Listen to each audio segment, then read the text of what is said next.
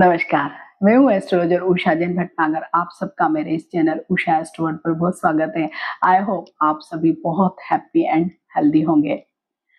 3 अक्टूबर 2024 को शनि देव शतभिषा नक्षत्र में वक्री अवस्था में फिर से प्रवेश करने वाले हैं।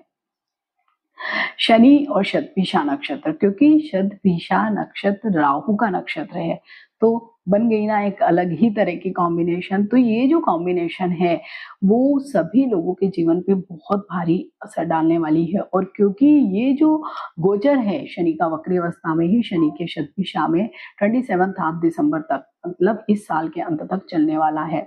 हालांकि शनिदेव 15 नवंबर को ही मार्गी हो जाएंगे, लेकिन 1 महीना 2 दिन बाद ही वो फिर से पूर्वा भाद्रपद जो गुरु का नक्षत्र है उसमें जाएंगे। एट प्रेजेंट भी वो गुरु के ही नक्षत्र में गोचर कर रहे हैं। 3 अक्टूबर से वो राहु के नक्षत्र में जाने वाले हैं।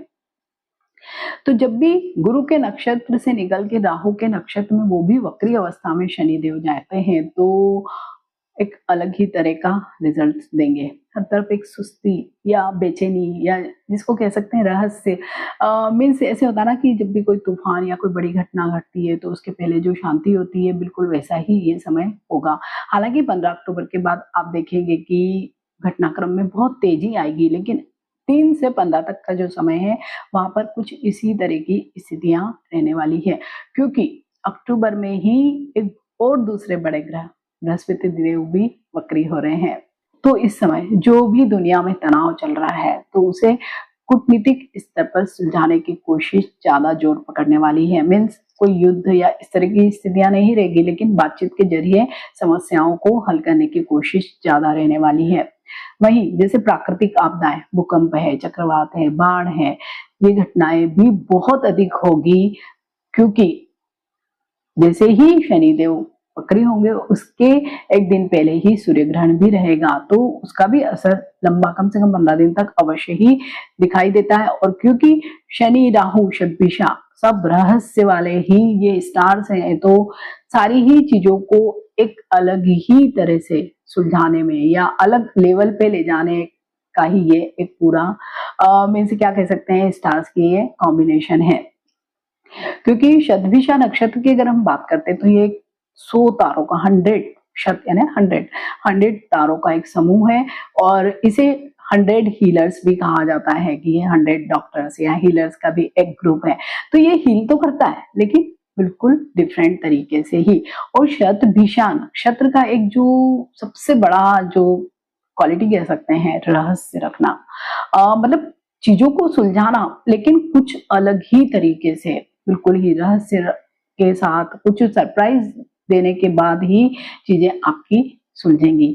तो ये जो शनि और राहु का ये जो कॉम्बिनेशन है, क्योंकि शनिदेव वक्री है और वक्री अवस्था में ही राहु के साथ कॉम्बिनेशन बना रहे हैं और वो भी शतभिषा के क्षेत्र में, तो ऑब्वियसली चीजें बहुत डिफरेंट होने वाली है। तो सभी राशियों पर इसका बहुत भारी असर होने वाला है। क्योंकि जैसे मैंने कहा है कि देश और समाज पे तो इसका असर डेफिनेटली बहुत दिखाई ही देगा, लेकिन व्यक्तिगत जीवन में अगर हम बात करते हैं तो पर्टिकुलर किसी एक राशि पर नहीं, सभी राशि के लोगों पर इसका कुछ न कुछ अलग तरीके का ही असर दिखाई देगा।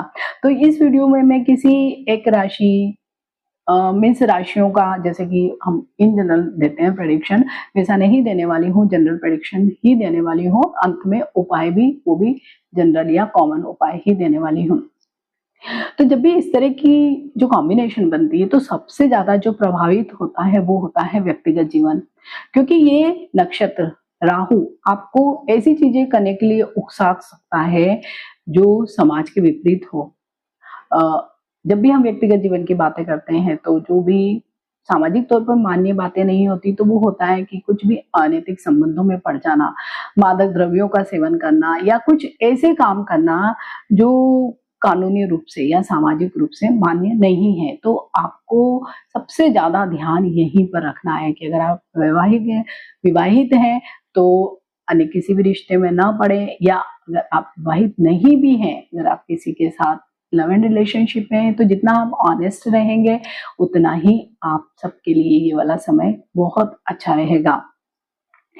इसके साथ ही जो दूसरा एक सबसे बड़ा प्रॉब्लम आता है जब भी शनि और राहु के कॉम्बिनेशन यूं भी अच्छी नहीं मानी जाती है। इसको पिशाच योग भी कहते हैं, कई लोग प्रेत योग भी कहते हैं, कई श्रापित योग भी कहते हैं। तो यही कॉम्बिनेशन जब इतने दिन चलने वाली है, हालांकि शतभिषा नक्षत्र एक हीलर्स का ग्रुप भी है तो हील तो करेगा। तो जिन लोगों की भी पहले से कोई लंबी बीमारियां चली आ रही है, विशेषकर जो असाध्य रोग हैं, तो आप देखेंगे कि वहां वो उनको प्रॉपर मेडिसिन मिलेगी, प्रॉपर डॉक्टर मिल जाएगा, अच्छा ट्रीटमेंट मिलेगा, तो वो तो हील कर जाएंगे। लेकिन जो लोग स्वस्थ हैं उनके लिए कुछ ना कुछ समस्याएं खड़ी हो सकती है, और विशेषकर पेट से संबंधित समस्याएं हो सकती है। इसके साथ ही शनि क्योंकि वक्री भी है तो नर्वस सिस्टम से रिलेटेड प्रॉब्लम्स भी आ सकते हैं। इसके साथ ही जैसे होता है ना कि मानसिकता थोड़ी सी राहु की वजह से ओवर थिंकिंग बहुत होती है, तो क्या होगा, स्ट्रेस होगा, एंजाइटी होगी और अंत में डिप्रेशन हो सकता है। हेडेक, माइग्रेन, ये वाली चीजें भी इस पर्टिकुलर समय में बहुत अधिक देखी जा सकती है। लेकिन शतभिषा नक्षत्र क्योंकि हीलिंग का काम भी करता है और ये चाहता है कि आप अल्टरनेटिव मेडिसिन की तरफ जाओ, अल्टरनेटिव टेक्निक्स की तरफ जाओ, तो इस समय तंत्र मंत्र या आप कंसल्टेंसी किसी से लेते हैं वो बहुत ज्यादा वर्क करेगा। और ये समय विशेषकर जो भी कंसल्टेंसी करते हैं, मीन्स किसी भी प्रकार के सलाहकार हैं या हीलर हैं, डॉक्टर हैं, ज्योतिष हैं या तंत्र में काम करते हैं, उन लोगों के लिए ये सर्वश्रेष्ठ समय है कि जहां आप देश दुनिया लोगों की बहुत अच्छी सेवा कर सकते हैं। साथ ही इस समय अगर आप नौकरी पेशा है या बिजनेस में कहीं पे भी आप देखेंगे तो आप अगर शॉर्टकट अपनाते हैं, डिसऑनेस्टी करते हैं, तो आप डेफिनेटली किसी न किसी प्रॉब्लम में फंस जाएंगे। लेकिन अगर आप स्ट्रेट फॉरवर्ड रहते हैं, चीजों को टालते नहीं है, क्योंकि इन दोनों ही नक्षत्र की वजह से हो सकता है कि लेजीनेस भी बहुत ज्यादा फील हो, लोगों को ड्राउजी भी बहुत अधिक फील हो। लेकिन अगर आप एक्टिवली कार्य करते हैं, जैसे आप इन जनरल करते हैं वैसे ही आप करते रहते हैं और कहीं पे भी कोई शॉर्टकट नहीं अपनाते हैं, डिसऑनेस्टी नहीं करते हैं। अगर किसी कई लोगों को इस तरह के मौके मिलते हैं कि जो ब्राइब वगैरह ले लेते हैं, तो अगर वो सब नहीं लेते हैं इस पर्टिकुलर समय में तो कोई प्रॉब्लम इन जनरल नहीं आने वाला है। तो सबसे ज्यादा जो शनि और राहु शतभिषा तीन चीजें जो मिलके करने वाली है, यही सब चीजें करने वाली है। तो अगर आप ये नहीं करेंगे तो आपको कोई प्रॉब्लम नहीं होगी।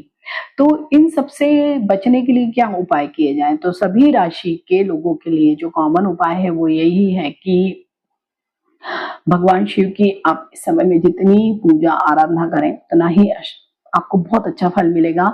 और आप उन पर जलाभिषेक जरूर करें। तो जब भी जलाभिषेक करते हैं तो आप देखेंगे कि जो हमारी समस्या है वो भी पानी के साथ बह जाती है, डाइल्यूट हो जाती है, तो आप वो अवश्य ही करें। दूसरा एक उपाय बहुत ही अच्छा है, वो विशेषकर जब इस तरह की कॉम्बिनेशन बनती है और विशेषकर शतभिषा नक्षत्र के आने के कारण, तो कदम का वृक्ष आपको कहीं पे भी मिल जाता है, इन जनरल नर्सरीज पे भी होता है, कई शहरों मंदिरों में भी होता है।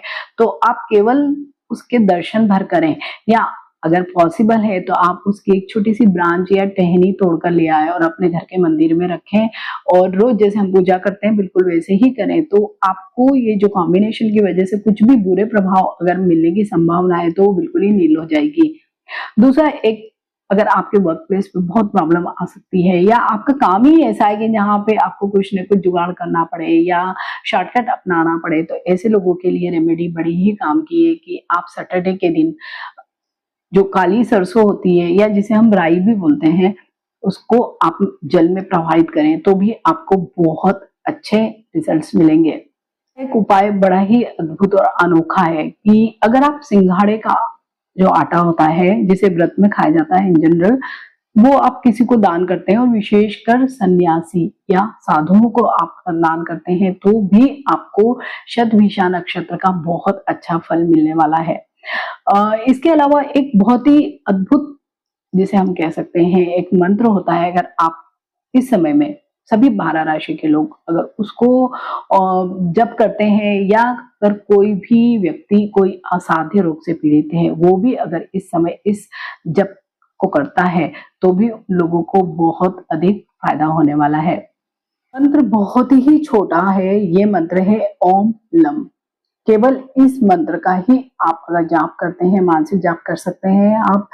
अगर आप इसको पूरे ही दिन जाप करते हैं तो विशेषकर ये उन लोगों के लिए बेहद फायदेमंद हो सकता है जो किसी न किसी असाध्य रोग से पीड़ित हैं, तो केवल इतने ही उपाय आप कर लेते हैं, क्योंकि आपने देखा होगा ये सभी उपाय बहुत डिफरेंट है। जो हम इन जनरल शेयर करते हैं उनसे बिल्कुल ही अलग तरह के उपाय हैं, क्योंकि ये शतभिषा नक्षत्र के लिए ही है, राहु को प्रसन्न करने के ही ये उपाय हैं। तो आप अगर ये करते हैं तो ये जो शनि का जो वक्री गोचर राहु के नक्षत्र शतभिषा में होने वाला है 3 अक्टूबर से लेके 27 दिसंबर तक, आपको बिल्कुल भी परेशान नहीं करेगा।